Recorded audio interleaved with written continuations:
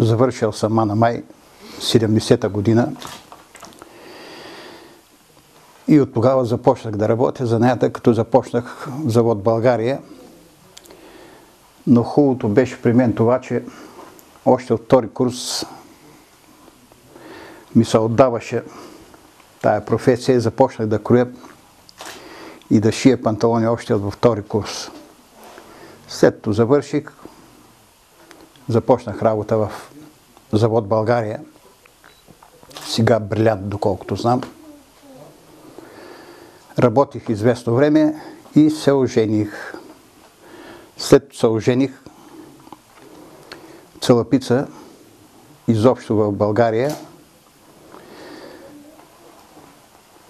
се работеше повече поръчки. Конфекция не се употребяваха толкова от хората, отколкото поръчките. Дебек услуги на населението. И ме поканиха тогава в Цалапица, голямо село, едно от най-големите в България.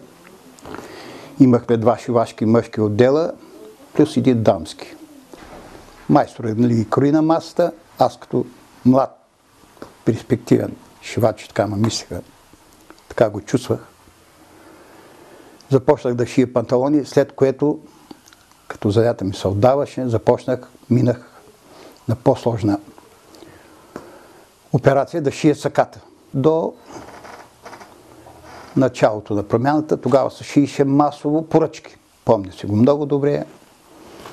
При мен бяха купове с поръчки платове. Повечето от хората сами си ги купуваха в магазините, и си носиха платовете да им корим тук, на кой костюм, са кой панталон, на кой панталон. Кой каквото обичаше, това коряхме и ши. След промяната, даже ми направи впечатление, например, миналата година, като бях сина ме на остров Ибиза и се разкарвахме така по един от градовете на острова, ми направи впечатление как колежки шият на ръчни машини. Това ме върнаха толкова години назад. И ми стана много интересно и се спрях да ги погледам.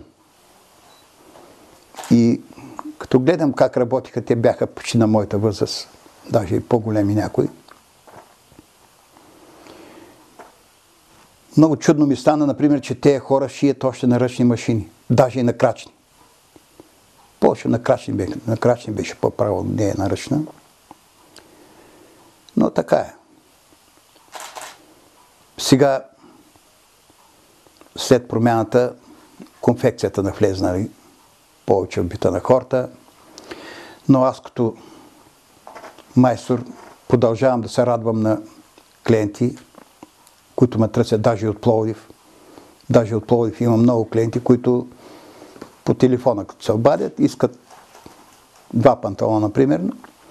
Аз имам мярките, кроя, обаждаме се, предавам панталоните или саката и костюмите.